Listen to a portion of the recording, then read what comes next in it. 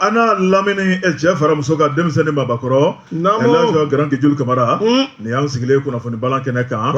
bi ye alamisa ye bi ye sunkalo tile 2 ye Grand Guejulu n'i ye dunankɛ tenbaraba ye siga foyi t'a la don dɔ i b'a tɔnbaraba ye min ye kalo 1 ye Grand Guejulu Masa Jalaki Bali bolo a ka can Masa Jalaki Bali bolo a ka dɔgɔ Grand Guejulu don dɔgɔdabali o bɛ se jango da donna don min na Grand Guejulu o bɛ se kɛnɛ kan o tuma min ye sunkalo ye an y'a daminɛ ka ban kunu tun y'a tile gale ye bi y'a tile 2 ye an bɛ jɛ ka dugawu de kɛ Ala ka se d'a ma Ala ka kɛnɛya d'a ma Ala ka limaniya d'a ma Ala ka musakaw nɔgɔya ye sabu sunkalo Grand Guejulu i b'a fɔ musaka kalo don san tɔw la kalo tɔw la wari min bɛ don kalo 3 la sunkalo kɛlɛ ye Grand Guejulu o bɛ don ale kelen na jinimere ko mɔni ko dabilenni o n'a ɲɔgɔnnaw o ni Grand Guejulu olu ka dugudugumani a ka ca fo ka dama tɛmɛ o tuma Ala k'a nɔgɔya Ala k'a limaniya di bi baara kɛcogo filɛ nɛgɛ kɛrɛfɛjuru o bɛ Mamutu Kamara bolo o tuma min ye Mamutu ye nin waati la ni sunkalo jɔra ka ban ka taa bila Amedi la Jibi Nemu Grand Guejulu o y'olu ka sunɔgɔ ban waati bɛɛ n'a kɔnɔko don k'a daminɛ sɔgɔmada fo ka taa bila su araba kunjo fo dugujɛdani Grand Guejulu min ye kunnafoni ye min ye baara ye k'a tɛntɛn k'a woloma Elhadji min ye Elhadji Bare o tuma ale ka wolomali Elhadji Bare ale ka bilasiraliw Grand Guejulu i b'a fɔ ko jɛkafɔ kumaso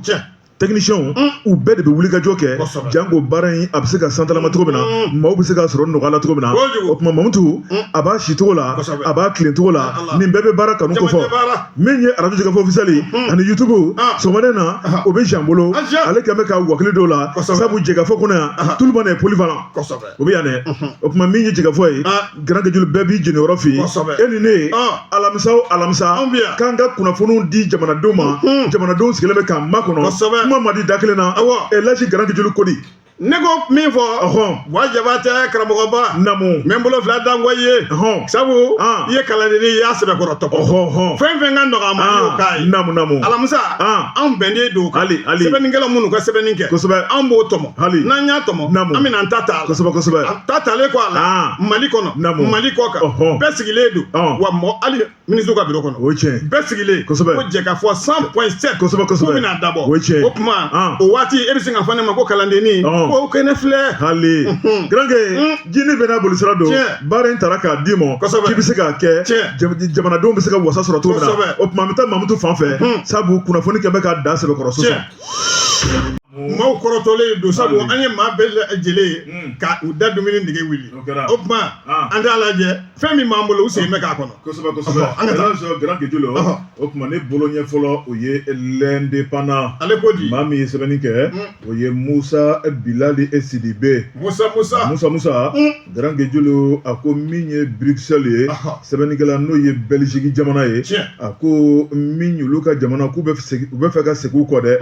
sɛbɛnnikɛla ko a ko kabini ni camancɛ fanga in nana Grand Guejulu n'o ye août 2020 min ye nanzaraw ye u ka tɔnbolo min bɛ n'o ye Union Européenne ye Grand Guejulu b'a ye k'a fɔ maa caman dusukun furukufuruku la maa caman fununa ni ka ɲigin Mali ɲɛmaa kura olu ka taabolo kura la Grand Guejulu ni k'u yɛrɛ fosi ka taa n'u yɛrɛ ye k'a sɔrɔ maa si m'u gɛn sɛbɛnnikɛla ko Grand Guejulu min ye o maa minnu taara ni ka dimi n'u yɛrɛ ye sɛbɛnnikɛla ko u taar'u sigi ka jateminɛ kɛ Grand Guejulu bɛ fɛ ka segin tuguni ka na filani teriya la dɛ sɛbɛnnikɛla ko o de baara kura daminɛna ni Bruxelles ko fɔra o ye Belgique ye Grand Guejulu min ye olu ka cɛden min bɛ yen Grand Guejulu Union Européenne tɔgɔ la n'o ye i b'a ye k'a fɔ Joao Gomes Gravino sɛbɛnnikɛla ko ale kɔni danna taara ka da ka Bruxelles tɔgɔ la Grand Guejulu k'a ka sira furan k'a jɛ Belgique yɛrɛ tun kɛn bɛ ka sira min datugu Grand Guejulu n'u ka dimi sɛbɛnnikɛla ko a ko min ye Joao Gomes Grand Niveau ale ka nali la an ka jamana in kɔnɔ Grand Guejulu k'a bɛ bila minɛn caman kɔnɔ min ye filani teriya ni k'o kologirinya ni ka danaya k'o sabata ni ɲɔgɔn cɛ baarakɛɲɔgɔnya Grand Guejulu n'o k'o sira furan k'o jɛ sɛbɛnnikɛla ko Grand Guejulu a nalen a ye ministre fila tɔma ministère min ye des affaires étrangères ye et de la coopération internationale ye n'o ye Cɛjan Ablaye Diop ye a taara ale ka ministre so la ani ale ye ɲɔgɔn ye ni diplomasi baaraw bɛ kɛ garange julu wajibi ale da bɛ don a la i b'a ye k'a fɔ min ye sigi ka fɔ o ye damu ye a taara dantigɛ Ablaye Diop ye a ko ale ka ɲɛmaaw ye sira d'ale ma ka na garange julu ni kana kuma ɲɔgɔnya kɛ u ni Mali ɲɛmaaw ni ɲɔgɔn cɛ a ko n'i y'o kuma fangirimaw la olu de kɔni tun fununa an ka jamana la Ala ni cɛmancɛ fanga kura sigili garange julu ni k'u kɔ kɛ bɔ ye olu ye dimi min kɛ garange julu n'a kɛ n'u ye dimi bila u senkɔrɔ ni ka segin u kɔ ka na sabu an b'a fɔ an ka zana dɔ la kuma bɛɛ ni maa min ye dusu bila hakili ɲɛ i b'i ka ko bɛɛ tiɲɛ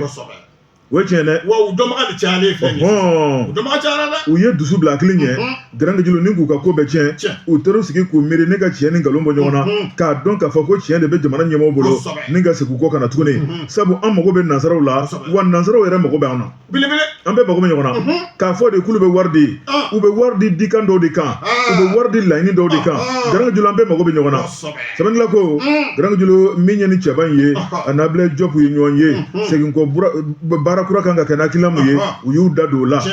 ni seginko kɛra garange julu fɛn minnu kan ka kɛ u y'u da don bɛɛ la Mali y'a yira k'a fɔ ale tɛ ɲugu mɔgɔ la ale tɛ mɔgɔ gɛn ale ka dayɛlɛlen bɛ bɛɛ ye ni maa min nana an b'an ka baara nakan f'i ye an ka baara sigilen bɛ hakilina minnu na jamana ɲɛmaaw ye min fɔ sɛbɛnnila ko Mali ka yɛrɛ ye i bɛ jɛ n'o ye an ka jɛɲɔgɔn kura la Mali a ka d'anw ye cogo min na sigikafɔ kɔnɔ garange julu an b'o de ɲɛf'i ye i bɛ jɛ n'o fana ye garange julu baara a bɛ kɛ ni jamanadenw ka nafa ni tɔnɔ ye cogo min na Mali ɲɛmaaw b'o de f'i ye n'i jɛ n'o bɛɛ ye an bɛ baara kura kɛ n'i yɛrɛ ma jɛ n'o ye i bɛ taa i ni ɲɔgɔnna 100 jama ka ca dɛ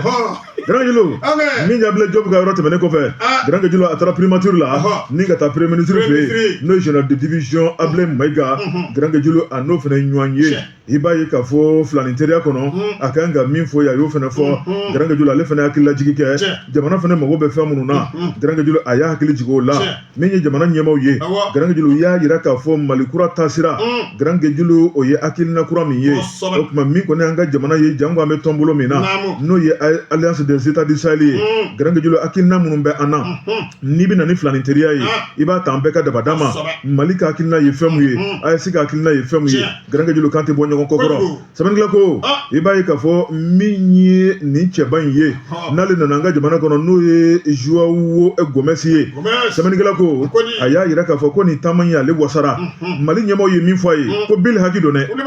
o tuma wulibali don garange julu o tuma k'a jɛnna n'a ye ale ye ciden ye maa minnu y'ale ci ka na Mali kɔnɔ k'a tɛna bin ni ci ye a na taa ɲɛf'u ye o tuma k'ale b'a dɔn k'a fɔ k'u na sɔn nin fɔtaw ma kunnafoni filɛ nin ye an ye min bɔ indépendant kɔnɔ u ka bi bɔli don Gwajabatɛ namu ko mugan ni k'o tɛ woro ban abada san 2 f'i ka ɲimi AES ko Bamakɔ Maliba ko an y'an bolo don a baara la tabarikala i bɛna ye gouvernement malien namu u ye jateminɛ kɛ tarata don républicain de ka sɛbɛn don namu tarata don bɛna février kalo tile 17 ma san 2026 namu FEDEWODU min n'u kɛlen bɛ k'o da baara kan ka kɛ sira min fɛ san wulikajɔ ala la jamana ɲɛmaaw u ye ɲɔgɔn ye belebele kɛ an ka primature kɔnɔ comité de pilotage o ka wulikajɔ AES a tɔgɔ la u kɔni kan ka san 2 in baara kɛ cogo min olu y'u bolo don a la k'o da don a la ɲɛfɔli k'o kɛ ɲɔgɔn ye i bɛna ye baara in bɛɛ lajɛlen o kɛra an ka ɲɛmaaw fɛ k'u y'u sigi fɛn min ka tiɲɛ yɛrɛ la ko u baara in n'o ye san 2 baara n'o min dabɔlen filɛ alala ko a ka kɛ komi san fɔlɔ kɛra cogoya min na n'i y'i ɲɛmada o fɛ o ɲɛmɔgɔya tun bɛ Asimi Goyita bolo o y'a ta ka taa bila yɔrɔ min san 2 baara a ɲɛmaa bɛ minnu bolo olu fana k'a ta yen ka taa kun cɛ a ka kɛ nafaya ma a bɛ dibi de bolo bi dɔwɛrɛ tɛ koyi nafa min bɛ ɲini a kɔnɔ ka nafa kɛ Mali ka dɔ sɔrɔ Burkina Faso ka dɔ sɔrɔ Niger ka dɔ sɔrɔ o tɛ jamana saba ye sa wa a bɛɛ lajɛlen bɛ bɔ an ka nafa sɔrɔ kow de la awɔ k'u ko laɲini fɔlɔ duguw ka lakana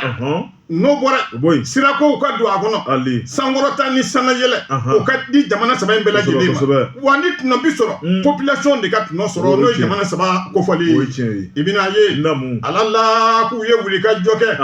wulikajɔ kun fɔlɔ n'o ye février kalo tile 13 san 2026 conseil des ministres min n'o kɛra anw fɛ olu da don kɔrɔfɔw la baara kan ka kɛ cogo min a kan ka bila cogo min a kan ka ta cogo min k'o bɛɛ lajɛlen k'o fɔ ɲɔgɔn ye o de mun bɛɛ lajɛlen u bɛ taa bila san 2 baara in kɔnɔ n'o AES ye a ka baara ye jamana ɲɛmaaw olu kɔni ko baara in a ka kɛ maaw k'a dɔn hakilina min bɛ jamana saba in na o tɛ dɔwɛrɛ ye tɛgɛ di ɲɔgɔn ma bɛn sankɔrɔta yɔrɔ lakana duguw ka bila ɲɔgɔn na ka siraw bɔ k'u ka baaraw ye AES Bamakɔ i bɛna ka na ye sa u ka ɲɔgɔnye belebele dɔ kɛra Bamakɔ décembre kalo san 2025 la o kɔnɔna la président en exercice confédération o nana ka na di i y'a fama b'a la IBEMA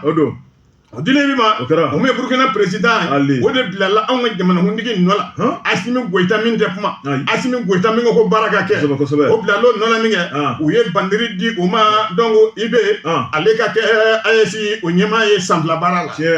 o wara min bolo dalen filɛ i bɛna ka na ye Mali faamaw hakilila jigila AES ko n'u k'a ma alliance des états du Sahel ko bɛɛ b'a dɔn a dayɛlɛla k'a sigi sen kan san 2023 o kɛra wulikajɔ jamana saba ni ɲɔgɔn cɛ u ka bɛnko la u bɛnn'o la min kɛ ala la o de bangera AES la Assimi b'o la IBE b'o la Abdon Tchami b'o la ko kabini o tɛgɛ nɔ bila k'o de kɛra san 2024 i bɛna ka na ye jamana saba in olu tɛna k'u mɔlɔnti ka bɔ CEDEAO la an t'a la bi an t'a la sini an b'an ta sigi an yɛrɛ ye jɛrɛjɛ belebele o kɛra février kalo tile 17 k'o de kɛra sababu ye k'a yira sa ko k'a ni sababa ani hadada k'a bɛ bɛn jamana saba in ani ɲɔgɔn cɛ kɔrɔfɔ an y'a bɔ républicain kɔnɔ u ka bi bɔli MKD a ka Grange Ali Bibe Komino Maban ne bɛ n tigɛ don le soir de Bamako maa min ye sɛbɛnni kɛ a tɔgɔ ko Youssou Konate Youssou Grange a ko est-ce que min ye EDMSA Grange Julu k'a ɲɛma kumana dɛ sɛbɛnnikɛla ko a ko ni interview Grange Julu a y'o accordé kunnafonidilaw ye Grange Julu min ye EDMSA hakilina minnu bɛ a kɔnɔna la kungun n'a ɲɛɲɛ jamanadenw bɛ se ka bɔ a kalama cogo min na sɛbɛnnikɛla ko a ko n'i y'a lajɛ maa min bɛ EDMSA kunna o de ye Madani Darave sɛbɛnnikɛla ko a ko ɲininkali mun taara ka Madani Darave sɛgɛrɛ o de ye EDMSA ale yɛrɛ bɛ cogo di an bɛ don min na ko bi Grange Julu a ye jamana ɲɛmaaw fo k'u waleɲuman dɔn jamana ɲɛmaaw jamana mara jamana taabolo jamana ɲɛnamalen o bɛ jamana ɲɛmaa minnu bolo Grange Julu k'u ye danna mun ta k'a d'ale kan k'a bɛ bonyamasegin kɛ ka ɲɛsin u ma o ma tɛmɛ ka bɔ yen Grange Julu n'i y'a lajɛ ale bɛ sigi waati mun na k'ale sigira o kuma gɛlɛyaw de dadan bɛ ɲɔgɔn kan bɛɛ lajɛlen b'a dɔn o ye kuranko gɛlɛya ye sababu caman de nana ni kuranko gɛlɛya ye Grange Julu o kuma k'u b'a kan dɔɔni dɔɔni sɛbɛnnikɛla ko min ye Madani Darave ye a y'a yira k'a fɔ Grange Julu n'i y'o gɛlɛyaw lajɛ Grange Julu ko kuran bɛ tɛmɛ nɛgɛjuru sira minnu fɛ n'i y'o nɛgɛjuru siraw lajɛ ko yɛlɛma bɛ ka don ko caman na projet ba caman dadan bɛ ɲɔgɔn kan Grange Julu EDMSA bɛ ka baara minnu kɛ dɔɔni dɔɔni ko sanjikɔrɔ wɔsi o de tɛ dɔn n'o tɛ n'i ye EDMSA lajɛ dugu jɛ ko 20 cɛ ni musow ye Grange Julu ko jɔyɔrɔ min kalifalen bɛ min na ko bɛɛ lajɛlen bɛ k'i ta ɲɛnabɔ a kɛcogo la a ko n'i y'a lajɛ u ye 12 meka Grange Julu k'u y'o dilan Dar Salamu o kuma ko kun jɔn bɛɛ o ma tɛmɛ ka bɔ yen 110 meka Grange Julu k'u y'o fana wuli ka jɔ a sen kan min ye Sirakoro ye o fana kun jɔlen don a ko o ye ŋɔni belebeleba bɔ an sen na Grange Julu min ye kuranko gɛlɛya ye a ko degun min bɛ jamanadenw kan k'olu b'a bɛɛ dɔn ko ye Grange Julu jamana kan ka jamanadenw ta kuran na ko kuran a kan ka di jamanadenw ma waati bɛɛ Grange Julu nka ni gɛlɛya nana i b'a ta ni hakilina ye gɛlɛya in a bɛ se ka ta ka bɔ yen cogo min na a ko an bɛ don min na ko bi Grange Julu min kɔni ye centraliw ye i b'a ye k'a fɔ k'u b'o ko kan kosɛbɛ n'o ye centrale solaire ye o kɔrɔmasuru dɔ ye mun ye o ye Safo ye ko bɛ sen na Grange Julu k'ala tɛna mɛn o ko in bɛna ban wa n'o banna Grange Julu ko bɛna ŋɔni belebeleba bɔ an sen na min ye Safo n'a lamini ye kuranko gɛlɛya ye o ma tɛmɛ ka bɔ yen caka dugu ye a ko santrali fana baara bɛ sen na n'o fana banna o fana bɛ kɛ sababa belebeleba ye min ye santrali sabanan o de ye Sanakɔrɔba ye n'o fana banna Sanakɔrɔba n'a lamini bɛɛ lajɛlen bɛna nisɔndiya ni wasa sɔrɔ kuranko la min ye Madani Darafe Grand Guédiolo a y'a yɛrɛ k'a fɔ min ye santrali wɛrɛ bɛ yen minnu projets bɛ sen na Grand Guédiolo ko ala tɛna mɛn baaraw bɛna kɛ nka min ye foli belebeleba ye k'a b'o ɲɛsin jamanadenw ma jamanadenw ka résilience muɲu ni sabali i ka dala k'a fɔ jamana marabaaw dɛmɛli ko kan jamana ɲɛmaaw ye min fɔ ko jamanadenw bɛ ka k'a kɛcogo ye Grand Guédiolo u n'u ka kurantanya u n'u ka degun Grand Guédiolo b'a ye k'a fɔ ka se ka dimi ko o ma tɛmɛ ka bɔ yen a y'a yira k'a fɔ min kɔni ye jamana ɲɛmaaw ye u y'a yira k'a fɔ ko dɔɔni dɔɔni bɛna tigɛ maaw kun jamanadenw jɛna n'a ye jamanadenw sɔnna ma ko nafolo min bɛ ka bɔ jamanadenw kun k'o kɛra sababu ye juru caman tun bɛ edemu na miliyari kasabiw Grand Guédiolo ko juru caman sarala o kɛra sababu ye Grand Guédiolo min ye taji ye ka se k'a sɔrɔ ka kɛ mansin kɔnɔ k'o caman ɲɛnabɔra ko foli de bɛ taa ka jamanadenw sɛgɛrɛ jamanadenw ka muɲu ni sabali Madani Darafe a y'o bonyamasegin kɛ o ma tɛmɛ ka bɔ yen Grand Guédiolo a ko min ye EDMSA ye dugu jɛ ko 20 k'u bɛ paraɲɛ dɔ de kɛ ka taa ɲɛfɛ i b'a ye k'a fɔ ka courant di jamanadenw ma courant yɛrɛ kana tigɛ bilen min ye kudayi ye Grand Guédiolo ko baara bɛ sen na wa k'ale tɛna mɛn jamanadenw ye muɲu ni sabali mun kɛ Grand Guédiolo k'u bɛna a nafa n'a tɔnɔ sɔrɔ min ye Madani Darafe EDMSA ɲɛma a ko a bɛ a ka ɲɛmaakɔrɔw fɔ ale fɔra maa minnu kɔ maa minnu ye directeuria kɛ Grand Guédiolo ko bɛɛ n'i dan don bɛɛ n'i se don u y'u seko n'u damayira kɛ u ka ɲɛmɔgɔya kɔnɔ o tuma n'i ye jamana yɛrɛ baara lajɛ o tuma ko bɔɲɛ b'i kɔ administration baara Grand Guédiolo ni e fɔra maa min kɔ o dɛsɛra yɔrɔ min na e bɛna ta o yɔrɔ la i ka seko ni dɔnko ye min i b'o kɛ ka fara kan Grand Guédiolo ma tɛmɛ ka bɔ yen n'i ye EDMSA ka baara kɛcogo lajɛ u ka conseil d'administration ko caman laɲini Grand Guédiolo k'a bɛ kɛ o de kɛnɛ kɔnɔna la min ye conseil d'administration ye n'a ye fɛn fɛn fɔ olu ye baarakɛdenw k'olu b'a kɛ a ko n'i ye EDMSA lajɛ Grand Guédiolo b'a ye k'a fɔ min kɔni lajaliw ye ko baaraw bɛna boloda waati n'a nataw la i b'a ye k'a fɔ jɔyɔrɔ min kalifalen b'i la k'a k'a kɛcogo la min ye baarakɛlaw ka statut ye k'a lajɛ yɛlɛmaw bɛ se ka don a la cogo min na baarakɛlaw galabu bɛ se ka ja cogo min na baarakɛlaw ka se k'a dɔn u bɛ ka baara min kɛ yɛrɛ ci don nka Grand Guédiolo k'a ni foli ka kan o ma tɛmɛ ka bɔ yen an bɛ kalo lahɔrɔma mun na n'o ye sunkalo kalo ye Grand Guédiolo Madani Darafe ko yɛlɛma bɛna don kuranko la est ce que o ma daminɛ ka ban o daminɛna dɛ sabu n'i ye commune lajɛ an bɛ kuma Korofina kan kabini sɔrɔ minnu ye courant bɛ yan fo sisan ala kana tigɛ fiyewu yarabi ala k'a to yan yarabi Grand Guédiolo a y'a yira k'a fɔ min kɔni ye courant ye ko belebeleba bɛna fara kan Grand Guédiolo sabu n'i ye sunkalo lajɛ maaw mana sɔn u mago bɛ nɛɛma la k'u ni fifa u mago bɛ damu la suntigɛ waatiw la min ye fɛn sumalo ka se k'o don o tuma ni courant tɛ yen Grand Guédiolo ko baaraw bɛ gɛlɛya o tuma min kɔni sunkalo ye ka courant di maaw ma wasa kɔnɔ Grand Guédiolo ko baaraw daminɛna ka ban ko ni Ala ni kira sɔnna ma malidenw ka sabali min kɛra Grand Guédiolo ka kuranko gɛlɛya ban Mali kɔnɔ Madani Darafe EDMSA ɲɛmaa kura Grand Guédiolo a ko k'ale tɔ tɛ waati jan ye o tuma ko hali bi an ka to jamana ɲɛmaaw la an ka t'u kɔ an ka daw la Grand Guédiolo bɛ baara min na k'u bɛ ka kɛ jamanadenw de ye kunnafoni filanan ye an ye min bɔ le soir de Bamako Youssou Konate ale ka sɛbɛnni don Jeka Pip k'a ka feerefɛnw lakɔ Kamara i tigɛ don Elhaji fɔ n sunnen don a fɔ siɲɛ fila n sunnen don Elhaji siɲɛ 4 n sunnen 4 fois i yɛrɛ dɔ kɛ sa i ka sira bila maa minnu ma kelen kɛ ne bɛ ka dugawu k'e ta la hali n fajiri na n ye seli n ko karamɔgɔ bɔ n'i ye 4 sɔrɔ ko bɔra e ye dɔ di dɔ ma ayiwa an bɛna kuma k'an tɛgɛ don Mali flash mun bɛ yen o kumalen bɛ adamaden dɔ kan an ka fasoden don n'a ye jaa an ka commune maa don Seydou Susuma Seydou ka baara kɛ ko ɲuman ani baara dɔn a n'a a fɛɛrɛ a dabali a dɛmɛ kuma kelen b'o de kan bi Mali flash a kɔnɔ Seydou ye maa ye maa min don n'a ye kalan kɛ kalan nafamaw i bɛna ye Seydou yɛrɛ kalimunkala ka kalan kɛ n ban kan sɛbɛnfura a y'o kɛ k'o ban pewu ka na kalan wɛrɛ kɛ yakuma la n'u k'a ma ko groupe Soleil Dakar a y'o kalanso kɛ k'o ba kunnafoni di o sira fɛ o dun jɔyɔrɔba de b'o bolo farafin an balimakɛ Seydou Susuma tiɲɛ yɛrɛ la Ala la kabini a b'a ka sifinya diya la ka kunnafoni di reporteria rédacteur en chef a ye nin bɛɛ lajɛlen kɛ yakuma ba sedu alala mado mami ni ma basigilen do ma munyunen do ma sabalilen do ma dadilen do kunnafoni di sira fɛ tiɲɛ la a bilala fɛn fɛn na a y'a bɛɛ lajɛlen kɛ fo ka taa se a dan na ale ye baara kɛ baara min ni maa bɛ se k'a fɔ k'a kun ta ka taa bila kun wɛrɛ la kunnafoni di o sira fɛ sedu ladilikɛla sɛbɛn banna ko a ma ko conseiller min do a k'a to dibi la ka nin baara bɛɛ lajɛlen kɛ i bɛna ye san 2002 n'o ye 2002 a kalanbalen bɛɛ lajɛlen bannen a nana présidence la Amadu Tumani Ture o kɛrɛfɛ n'an k'a ma ko ATT o tantan sugandi kun do k'o kɛ jamanakuntigi ye alala ko min kɛlen filɛ nin ye k'o tɛ balana ko ye koyi ka sabu kɛ kamalen n'o ye sedu ye a ka yecogo kunnafoni la a ka yecogo maa bilasira la a ka yecogo ayiwa baara n'a to bɛɛ lajɛlen na sedu susuma tiɲɛ yɛrɛ la maa do maa min naani ni jɔyɔrɔ o kun ka kan sedu i bɛna ye n'i y'i ka ko kalifa la a banna fo saya wa a fana mana ta kalifa la i ka kɛ o ɲɔgɔnna ye k'o de ka ɲi ka baara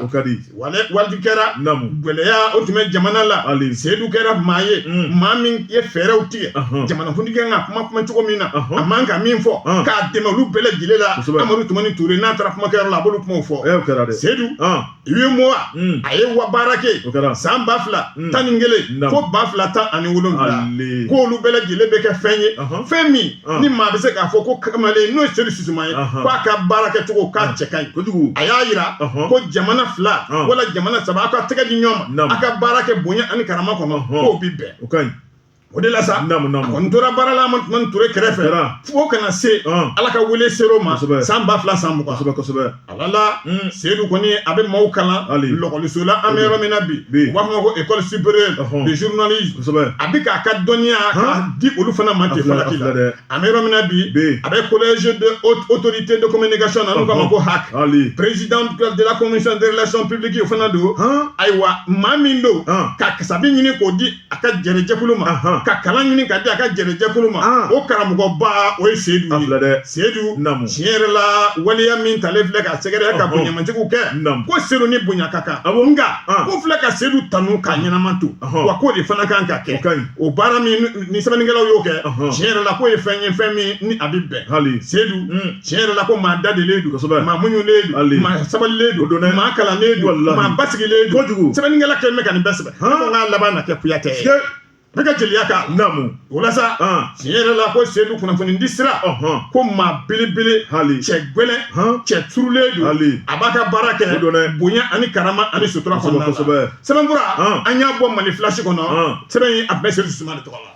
Grand Gejulo hali bi ne bɛ n tigɛ don le sort de Bamako tuguni sɛbɛnnikɛla Grand Gejulo min ye Ali Gabas Intala Grand Gejulo min y'ale denkɛ sɛbɛnnikɛla ko a na kɛ ni an ka armée ye Grand Gejulo an y'o ni diɲɛ fara sɛbɛnnikɛla ko a ko n'i ye Ali Gabas Intala lajɛ Grand Gejulo ale de tun ye Kidali masakɛ ye sɛbɛnnikɛla ko Grand Gejulo tuma min na Kidali tun bɛ jugu bolo Grand Gejulo ale de tun ka fanga bɛ Kidali kan n'ale ko min o de tun do sɛbɛnnikɛla ko i b'a fɔ ni da camancɛ ye Grand Gejulo min ye terroriste tiɲɛnikɛla sɛbɛnnikɛla ko u tun b'o jɛrɛjɛkulu de la u ka tɔnbolo o de ye génimu ye sɛbɛnnikɛla ko Grand Gejulo min ye armée ye a ye u wele ka dɛsɛ k'u nɛgɛ ka dɛsɛ Grand Gejulo min kan ka k'u ye k'o k'u ye ka dɛsɛ Grand Gejulo n'an tɛna jamana yɛrɛ ta ka d'u ma sɛbɛnnikɛla ko digi dan ye ntɛnɛn ye sɛbɛnnikɛla ko min ye u lajɛra ka laja Grand Gejulo sibantɔ ale tɛ ladilikan mɛn sɛbɛnnikɛla ko Grand Gejulo n'a dun ma k'a fɔ a fɔr'u ye k'a fɔ ko Kidali tɛna t'u bolo kolokala la Mali armée a bɛna minɛ don dɔ k'a sigi k'a ka masaya kɛ sɛbɛnnikɛla ko o fɔra cogo min na o kɛra bi Kidali ale bɛ Mali bolo sɛbɛnnikɛla ko min ye o bɛ minɛ don min na a ma minɛ nɔgɔya la dɛ Grand Gejulo a minɛna tasuma de la sabu maa minnu tun kɛn bɛ ka gɛlɛya ta ka Mali sɛgɛrɛ Grand Gejulo ni armée an y'a da ɲɔgɔn tigɛ a ma ɲɛ min kɔ a tora armée ta la olu kɔni ka muso ni kasaw cɛ Grand Gejulo ni k'u kɔ kɛ bɔ ye sɛbɛnnikɛla ko min kɔni ye o bamanciw ye n t'a si dɔn sugu bɛɛ sɛbɛnnikɛla ko u taar'u yɛrɛ sɔrɔ tɔnbolo la ni ka t'u yɛrɛ sɔrɔ fo Alizeri gun kan sabanga ko min ye jeune mu ye de ko baratu la o de ka cheni ta ka Mali armée segere sabanga ko ako ni ye ko tabolo laje grande julu min ye algabasi denge ale ka fatuli grande julu ka nana sira min fe ako Mali armée an tume convoi do la sabu duguma je ka ba armée abaka ratissage ke abaka patrouille ke sabanga ko anofisi ale ni ageloko o fura konna la Mali armée baka convoi la grand gajulu ko nunu de flane kan embuscade ke ko nu danye ni kasinga fali ta kam segere ya ngadi yeye alu tumana ke ugana ke sabanga ko grand gajulu ibaye ka fo mugu kan folo wulila a dona ka fo ni jugu ye Mali armée la benembe a koko falembe a tesra manye grand gajulu anye mugu wule ka mugu wule fo ka chew tunu shishila sabanga ko amanya min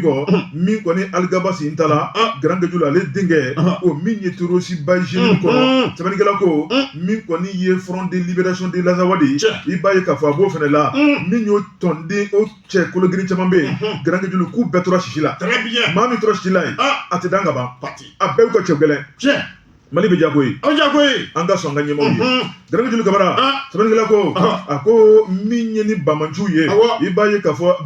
min ya akina jugu mutumula grand gajulu ko masabati goyi ko nu bla la ka lahara ala ni wera ka nyinyena la Mali armée atbana naka barai grand gajulu sabanga ko ako ni yete za watani laje min ye ni bamanchu ye teza watani ye flaye kele oye Mali ye kele oye Algérie ako ubetuko munumunu saloke ninga do Mali teza watani ale Algérie tisa watani o kuma ko bamanchu mamunu ka nyemaw ye ko sigi yoratu la den yoro flado ambu no few wa ambu ye sabanga ko grand julu falim be ka dani chenigala ka unu ka sponsoru grand julu ko minye ko deni côté sabanga ko ako minyanga sanfe panguru ye ulubu son trop mena moment bu son trop la grand julu mamunu yere ka barake minye dibidibila no ye service de renseignement ye ko be de bi son bi ko la malikono wa min ni bamajia ye grand julu ko ganzante ko yi bamajia ka kolokolo anga jamana ko grand julu ko de ba jugoro sabu ni ye shekili froko ye ka ma kunshwa gabakun ka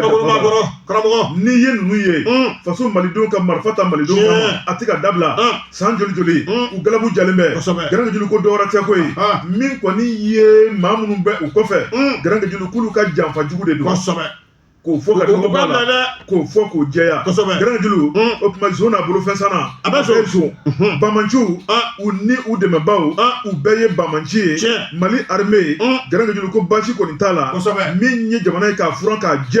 ka seba la kikadi jamana duma grand julu ka alo tati wati janye kuna mani flani anye min bo le sort de Bamako u ka bi bolido namo kramago ibolo do Bwa namu mbogotigi ni barakurumbatigi oni chesiri jala oteba weche ametani Mali flash ye ukodi circulation okumadu namu anga mabilu ko o numéro nta o de be boli ko dumina ni kanabaliya de weche ko kuma ko maliyan ko ambe no se sharia jewa machite sharia sanfo makanga kan na ka fo ka nogo bola mamunu be ka mobile boli sans plaki abi bandia to de nya ko konna la mami nga sebedo daramani shiaga ale de anyege alle ko ka mawa kila jigi amera mina sisa be ko ni ma do kanabalia anyonya ledu ko so be jamani akonna la ibina ye surtout saheli jamana kono ko abi wati bo wati jaire ko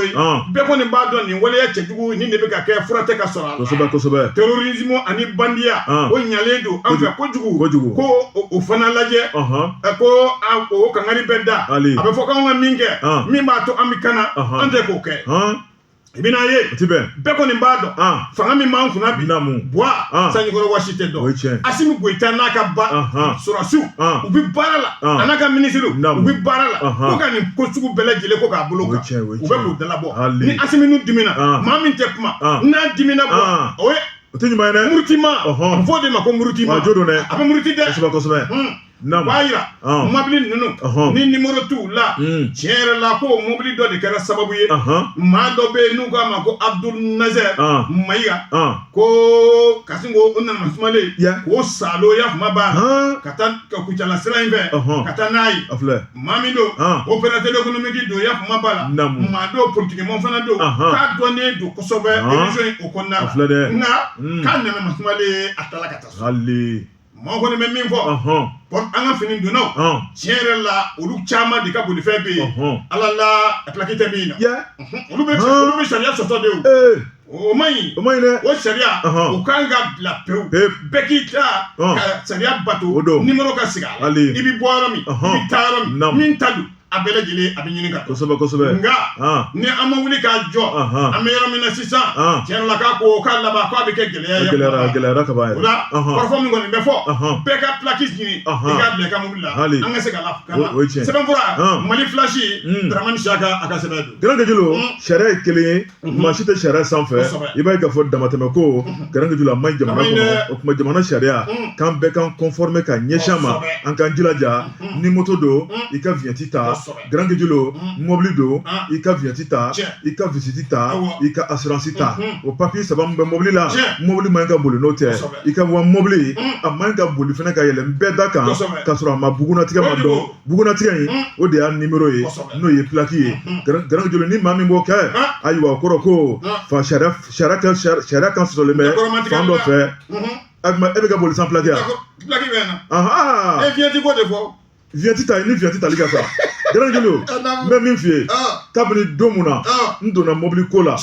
kabini don mun na Grand Guédiolo mobili sanna k'a di yan 2017 n y'a yira k'a fɔ papier ko abada n tɛ kulonkɛ la dɛ ayi ne bɛ dɔn ka papier ko tɛ assurance banna n taara assurance ta vignette banna vignette ta waati sera n taara vignette ta visite banna Grand Guédiolo n taara visite Arana mois de janvier tɛmɛnen ne yɛrɛ taara n jɔ n ka visite Arana ne ka assurance nɔrɔ la kunna sini vignette ma nɔrɔ mɛ min f'i ye i kɛra communicateur o i kɛra min ye o fan dɔ fɛ an communicateur o an b'a fɔ ne de ye karisa n tɛ papier ta maa tɛ sariya sanfɛ dɛ an k'o fɔ Grand Gué maa bɛ n bolo maa min bɛ kuma o man ɲi jamana kɔnɔ n'i ka papier ta waati sera ka papier ta i k'i yɛrɛ jɛya i k'i yɛrɛ wasa i k'i dabɔ kuma na wa i b'i nisɔndiya i yɛrɛ kɔrɔ jamana ko ka nin hakɛya in kɛ ne y'a kɛ wa n kɔntannen don kɔrɔ n ye n ka hakɛyaw dafa o tuma n filɛ nin ye n ka di k'o bɔ nka i bɛ dibidibi la i bɛ maaw wele n ka mobili minɛna n ka mobili minɛna hakɛ bɛ fali ku sama la dɛ kunnafonidilaw bɛɛ k'i conformer sariya la b'a ka to papier tabaliya Grand Guédiolo a man ɲi sariya ye kelen ye an bɛ taa Mamutu fan fɛ an bɛ tila ka segin an y'an sɛgɛn na min bɔ fo ka ɲɛ sisan an b'a lajɛ sɛbɛnfura tɔ min b'an bolo an k'o lakali maaw ye Grand Gué jona ne bɛ tigɛ don le reflet d'Afrique min ye Alima Mayiga nin y'ale ka sɛbɛnni ye Alima Mayiga a ko min ye fototalaw ka ɲɔgɔn kunbɛba n'o ye prix IBB Grand Guédiolo ko a ɲuman tɛmɛna sɛbɛnnikɛla ko a ko nin kɛnɛ min kɔni ye a sigira an ka jamana in kɔnɔ Grand Guédiolo nin y'a ta ko gale ye i b'a ye k'a fɔ faso malidenw yɛrɛ fɛ a ko n'i ye nin projet in lajɛ projet belebeleba sɛbɛnnikɛla ko IBB ale ye kɔrɔbɔrɔkan ye Grand Guédiolo ko fɛn finman i ni photo lajɛ photo lawale yanni yɛlɛmaw bɛ don ko la fɔlɔ photo tun ye noir blanc kɔni sɛbɛnnikɛla ko i b'a ye k'a fɔ Seydou Kamara na ale ye directeur artistique ye Yamaru photo sɛbɛnnikɛla ko ale kɔni y'a yira k'a fɔ nin kɛra nisɔndiyaba ye Grand Gué min ye cɛbɔ dan yɛrɛbɔ ye a ko jɔyɔrɔ min bɛ fototala la jɔyɔrɔ ncinin tɛ fototala Grand Guédiolo ale de bɛ min ye activité a mana kɛ événement fɛn o fɛn ye Grand Guédiolo jango maaw kana ɲinɛ a kɔ ale de b'a ta ni k'a bila tariki kɔnɔ sabu n'i y'a lajɛ waati o waati hakili bɛ jigin a la sɛbɛnnikɛla ko a ko min ye fototalaw ka ɲɔgɔn kunbɛw ka ca nka ɲɔgɔn kunbɛw bɔn bɛ ɲɔgɔn fɛ kelenw tɛ a ko nin rencontre ba in Grand Guédiolo wele bilala Mali fototalaw ma wele bilala farafinna fototalaw ma Grand Guédiolo bɛɛ lajɛlen ye ɲɔgɔn sɔrɔ an ka jamana in kɔnɔ min ye maa 11 Grand Guédiolo olu de kɔni tun kɛn bɛ k'u kan labɔ prix IBB ale nɔfɛ sɛbɛnnikɛla ko Grand Guédiolo u y'a kɛnɛ sigi min ye caméra yɛrɛ minɛcogo photo tacogo n'i ye photo ta k'a dimension lajɛ ni trapèze don ni rectangle don ni carré don ni k'u bɛɛ lajɛlen lajɛ k'a ban ni professionnels ye minnu ye jury yɛrɛ lakika ye photo mana bila dangana kɔnɔ n'a tacogo ɲɛna n'a ma ɲa minnu b'a dɔn ka bɔ ɲɔgɔn na sabanila ko Grand Julu ba ye k'a fɔ o baara sigira sen kan a ko n'i y'o lajɛ Grand Julu min y'o jiri gɛlɛnw ye a ko u m'u ɲini yɔrɔ janna ko ye u y'o ɲini jamana kɔfɛ u y'o ɲini jamana kɔnɔ Grand Julu jan k'olu bɛ se k'o baara ɲuman kɛ o ma tɛmɛ ka bɔ yen Grand Julu min kɔni ye o baara kelen ka ban maa 11 tun bɛ kɛmɛ k'u kana bɔ min ye trophée nɔfɛ Grand Julu ko maa 3 bolo kɔni taara ka da o kan o tuma olu kɛra ŋanaminɛŋanaw ye maa fɔlɔ sɛbɛnnikɛla ko u y'u ka prix tɔgɔ de la ko prix IBB Grand Julu maa min y'o ta o de tɔgɔ ko Ardi Keweti Bot Ardi Keweti Bot sɛbɛnnikɛla ko Grand Julu o ye jamana min maa ye o tɛ maliden ko ye o ye République démocratique du Congo n'o ye RDC o y'o maa ye ale de wulila k'i jɔ n'o prix ye sɛbɛnnikɛla ko prix filanan o ye prix Naomi Story ye maa min fana wulila k'i jɔ n'o ye o ye min ye Stelia Shoop ale ye Camerounais ye Grand Julu o tuma ale fana wulila k'i jɔ n'o ye sɛbɛnnikɛla ko a ko prix sabanan Grand Julu o fana wulila o fana prix kun tɔgɔ prix livre photo maa min wulila k'i jɔ n'o ye o ye Isabelle de Piedato ale fana ye bɛnɛka ye o tuma ale fana wulila k'i jɔ n'o ye o kɔrɔ maliden ma ye min ye maa 3 la k'a daminɛ République démocratique du Congo ka taa bila Cameroun ale ni Benin olu nana prix salo ka taa n'a ye sɛbɛnnikɛla ko Grand Julu k'u ma ta dɔwɛrɛ la koyi u ka baara kɛcogo ɲuman Grand Julu min ɲinina jury fɛ k'u y'o de kɛ ka se a dan na o ma tɛmɛ ka bɔ yen attestation taara ka d'u ma o ma tɛmɛ ka bɔ yen bɔrɔ taara Grand Julu min kan ka kɛ bɔrɔ kɔnɔ ka d'u ma wa min ye enveloppe ye o fana taara k'a di o de y'a la duman yɛrɛ ye sabu ka bɔ i ka jamana kɔnɔ ka na ɲɔgɔn dan na Grand Julu ni nafolo t'a la abada i tɛna i ni kasabi ka segin o de ye laɲini yɛrɛ kun ye sɛbɛnnikɛla ko a ko min ye ministre Umu Sali Seki Grand Julu ale ma kɛnɛ sɔrɔ i b'a ye k'a fɔ a ka conseil dɔ bɛ yen min ka baara ɲɛsin bɛ entrepreneuriat ma Grand Julu n'o ye Idrissa Balo ye Idrissa Balo ko ni ko nisɔndiya batɔ ma k'a ka tasuma fifa ni nunji b'a faga daji b'a faga Grand Julu ko ni laɲini ko n'a kun ma kɛ Grand Julu k'olu yɛrɛ kun b'a ɲini a ka kɛ sabu ko n'i y'a lajɛ fototalaw o tun b'a ɲinɛman ka k'ulu kɔ nafa ni tɔnɔ min bɛ fototalaw ka baara la Grand Julu k'ale ye fɛn ye fɛn mun ye ale hakili juru caani wa fɛn min y'ale bilasira o tɛmɛnen kɔ ka bɔ yen Grand Julu min ye Mamu Dafe ale ka ministre so Grand Julu ko in bɛɛ lajɛlen kun tun bɛ ka d'ale ma n'o ye denba ye o tuma Mamu Dafe ma ye kɛnɛ kan a y'a ka maa ci ka taa kɛnɛ kan sɛbɛnnikɛla ko o fana y'a jira k'a fɔ ko nin kɛnɛ laɲini Grand Julu k'a bɛɛ lajɛlen sabatira ko objectif k'a atteindre Grand Julu ko sabu n'i ye fotota ko lajɛ ko fotota ye ko ba ye diɲɛ kɔnɔ farafinna jango ka farafinna fototalaw kala ɲɔgɔn na k'u gɛrɛ ɲɔgɔn na Mali yɛrɛ dɔrɔn tɛ ko maa mun ye nin hakilina ta Grand Julu ko hakili juru caaninen don k'u kan ka fɔ k'u waleɲuman dɔn o tuma min ye tako filanan ye n'o ye deuxième édition ye ko Ala k'o yira an na nin baara in bɛɛ lajɛlen kɛra min ye hôtel Azali la Grand Julu b'a ye k'a fɔ k'u ka trophée ta ka d'u ma k'a ɲɛnajɛw kɛ wa min y'an kunnafonidilaw ye ka kɔgɔ k'a la k'an yɛrɛ kɛnɛ kan k'an caya bonyamasegin tara ni k'an sɛgɛrɛ Grand Julu kuma kuncɛ la Jɛkafɔ yɛrɛ tun ye partenaire ye nin fɛn daminɛ u y'u kalifa Jɛkafɔ la wa Jɛkafɔ yɛrɛ tun ye partenaire ye min ye k'u dɛmɛ nin baara in na k'a daminɛ fo ka taa fɔ k'a kuncɛra mɛ a bɛ se k'a fɔ sa kɛlɛ ma kɛ wɔyɔ ma kɛ baara in laɲini sabatira o tuma an yɛrɛ b'an kan fara tɔw kan o tuma Ala ka tako filanan Ala k'o yira an bɛɛ lajɛlen na n'o fana sera ni Ala kira sɔnna ma Jɛkafɔ an na y'u kɛrɛfɛ waati bɛɛ kunnafoni filɛ nin ye an ye min bɔ Reflet d'Afrique o ka bi bɔli don Bɔjabate i bɔra ka kuma min fɔ n bɛ kɔgɔ k'a la jumɛn anw b'a fɔ ya tuma bɛɛ i ka kodenni n'i y'an wele a la a bɛ kɛ koba ye i ka koba n'i kɔ don an na pɔnpɔn pogolu o ye tiɲɛ dɛ nin min fɔra k'an fo alala an n'an ka kan o kɔrɔmasuru dɔ tɛ nin ye u y'a ɲini an fɛ an y'u jaabi kɛnɛ kɛra wasa ye i bolo don Bɔjabate buladala kunnafoni min na n tɛgɛ don u ko to de wa ɲimi a ye muso min kunsigi ɲimi k'a ban pewu o kɔni ye o ye o ni chapeau don i ka nin kuma in chapeau tigi ka ca jamana kɔnɔ dɛ i tɛ yafa ɲini a bɛ sukaro la dɛ yafa bɔra fa yafa denmisɛnninw ni chapeau bɛ ɲɔgɔn na camancɛw ni chapeau bɛ ɲɔgɔn na kɔrɔbalenw ni chapeau bɛ ɲɔgɔn na ni kuma bɔra garan de da wa dɔw bɛ yen olu kun tɛ digi jama la ani b'o mɔgɔw dɔn hali bi i t'aw fana yafa ɲini yafa mɔgɔw o ma wulala kunnafoni an bɛ taa n'a ye o cogo de ye an bɛ yɔrɔ min na komi bi nɔgɔ t'a la tiɲɛ yɛrɛ la dege karamɔgɔ min n'a tun bɛ équipe nationale kunna n'u k'a ma ko Tom Selfie ala ko Mali ka dege karamɔgɔ tɛ bilen ministère des sports ale kɔni i tɔgɔ da a ko kan contrat min b'an ni Belgique in cɛ ko a contrat bannen de ye nin ko ka sabu kɛ ala la k'a taara k'a ka min kɛ a ma se k'a kɛ ala kilancɛ sige ala la ko a bɔra ka bi communiqué de la min signé na kabini janvier kalo tile 13 san 2025 ayiwa ko ka sabu kɛ ala la a ka da kɛnɛ kan o kɛra kunu araba n'o kɛra février kalo tile 18 san 2026 o décision in dɔwɛrɛ tɛ ko maa min ye a lase ayiwa dege karamɔgɔ in ma le directeur national des sports ka sabu kɛ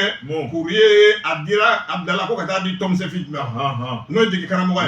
ye i b'a dɔn k'an y'a ta cɔcɔ kalo de la san 2024 ko a taara ni hakilina damadɔw de ye hakilina minnu n'a kun kan k'o kɛ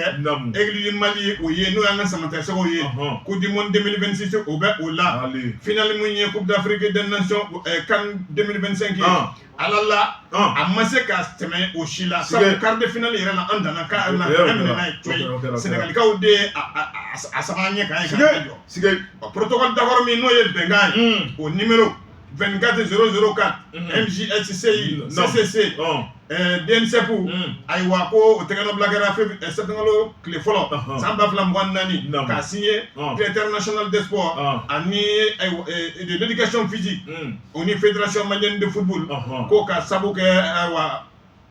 élimination minnu n'olu kɛra an ka samatasɛgɛw la bina kana ye n'o kɛra Coupe d'Afrique 35e édition o min kɛra Marocains fɛ yen donc i bina kana ye an danna quart de finale de la Sénégalikaw k'olu de sera dan ye sélection an ka dege karamɔgɔ tiɲɛ yɛrɛ la k'a taara fɛn min kama k'a ma se k'a kɛ fiyewu u dun y'a yira u ye fɛɛrɛw tigɛ article dɔ bɛ article 7 o bɛ a ka contrat k'o fɔ n'o ye sélection nationale nin ye ayiwa ko a sera a dan na yakuma b'a la donc dɔwɛrɛ tɛ ani olu b'u bolo bɔ ɲɔgɔn bolo bɛɛ kɔni b'a dɔn phase finale Coupe d'Afrique des Nations 2025 tiɲɛ yɛrɛ la k'u y'a ɲini a ka se yɔrɔ min a ma se yen a danna sira la Coupe du monde a danna sira la ko a ye fɛn kelen dɔrɔn de bɛ a sera ka min kɛ hali 16e de finale ala la n'o tun ye prochaine Coupe du monde natɔ ye o si sira ma sɔrɔ o la sa u kɔni y'a yira ministre des sports min bɛ an ka farikolo ɲɛnajɛ ani jamana koɲɛ dɔw kunna i bɛna ye k'olu kɔni ye sariya ta min b'a yira an n'a k'a tɛgɛ bɔ ɲɔgɔn bolo an bɛ yɔrɔ min na ko sisan sɛbɛnfura a bɔra le soir de Mako kɔnɔ bi bɔli don Garange ni boloko ma bɔ bolokodenw ka mɔgɔw ka segin o ma o tuma ale takun ye min ye Garange Jolo de ye k'an na taa ɲɛ n'a ma se ka taa ɲɛ Garange Jolo yɛrɛ kun sɔrɔ man dɔgɔ mais yɔrɔ dɔw bɛ yen u kɛlen bɛ k'o fɔ dɛ a nɔrɔbila an ka Djibiri Dramé o min ye ministre ka conseiller a ye stade entraîné ka tɛmɛ ko o tɔgɔ fɔlen bɛ ani ka taa se Futeni Jawara fana ma. A mana kɛ fɛn fɛn Djibril ye fasoden ye Futeni Jawara ye fasoden ayiwa fasoden o de ye Coupe d'Afrique ta k'a di Sénégal ma ayiwa n'u y'o ta Garange Jolo ti kɛ baasi ye fasoden o de ye Coupe d'Afrique ta k'a di Côte d'Ivoire ma o tuma fasodenw o de ye Coupe d'Afrique ta k'a di Égypte ma siɲɛ caman caman o tuma fasoden ka na Garange Jolo o ye maliden caman hakilila ye ala k'a sabati Garange fɛn banbali jate dɔn o tuma kunnafoniw tun b'an bolo kɔrɔ Garange Jolo de bɛ dan sigi o la waleɲumandɔn foli bɛ ta ka bɛɛ lajɛlen sigara nka an kana ɲinɛ dɛ Garange Jolo an bɛ jigafɔ sanfɛ o tuma an bɛ sunkalo kɔnɔ arajo jigafɔ a bɛ sunkalo ɲɛnamaya min ye an ka usasiba n'o ye Bare Traoré k'a daminɛ 0 heure ka taa bila 6 heures du matin Garange Jolo ale b'a ɲɛnamaya wajulu bilasiraliw Garange Jolo ni ka i gɛrɛ ala la Garange Jolo a fɔcogo ɲuman o tuma a fɔra cogo minnu na min kan ka kɛ Garange Jolo bɛɛ lajɛlen b'o dɔn kɔrɔlen a bɛ kɛ kɛcogo minnu na sabu min diya ni kalo don Garange Jolo k'a fili k'a kunbɛn baraji ɲini Garange Jolo mana fɛn fɛn don a la i b'a ye k'a fɔ bɔnɛ tɛ dɛ ka fili ka kunbɛn o tuma baara a b'o baara kɛcogo ɲuman min na an b'a fɔ k'a waleɲuman dɔn baara kelen to baara la ani technicien b'o baara kɛcogo min na k'u bɛɛ lajɛlen fɔ k'u waleɲuman dɔn Garange Jolo sɔni i b'a ye k'a fɔ sunkaloba in a b'i kɔ don san yan'o cɛ k'a fɔ de ka nimisa an kana sɔn o ma dɛ o tuma an yɛrɛ bɛ bato minnu kɛ ala k'a limaniya d'an ma ala ka kɛnɛya d'an ma garankejula ala ka se d'an ma sabu sunkalo ye musaka kalo ye garankejula n'an ye bɛɛ lajɛlen fo foli kɛrɛnkɛrɛnnen ye waati ni waati o bɛ baara ja dankɔrɔba o tuma an bɛ minɛnw kuru notre sous-sol Mamadu Mayiga ale bɛ ni sɔnni sigi o kan Mamutu Kamara k'a fɔ k'a waleɲuman dɔn ale de tun bolo bɛ nɛgɛw la Jean Dako k'a fɔ k'a waleɲuman dɔn radio Jɛgɛfɔ officiel ale ni YouTube ale bolo b'a la sɔɔni a bɛ tila ka sɔn ni jaw lajɛ YouTube ale sanfɛ ale ni TikTok yanni ne o ye kɔrɔlen ko ye alamisa o alamisa an bɛ bɛn nin kɛnɛba in kan nka ka dɔgɔkun kuncɛ Daba ka kutuba bɛ sini ni maa min y'i bolo jan sunkalo musakaw bɛ nɔgɔya Daba ka kutuba Daba ka fatiya o ye sini juma ye o tuma an bɛ k'an bɛɛ da a kɛ to b'o kan sɔli ala Muhamɛdi